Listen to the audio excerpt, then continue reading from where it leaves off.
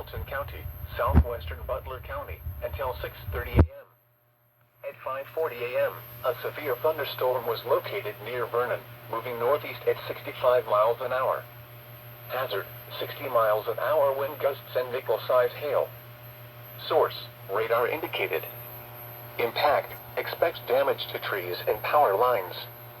Locations impacted include Dillsboro, Rexville, Addiston, Huntersville, Idlewild, Cold Springs, Pentown, Interstate 74 at U.S. Route 52, Bright, Aurora, St. Leon, Osgood, Petersburg, West Harrison, Versailles Lake, Sharptown, Miami Heights, Guilford, Hidden Valley, and Oldenburg. This includes the following interstates: I-74 in Indiana between mile markers 145 and 171. I-74 in Ohio between mile markers 0 and 8.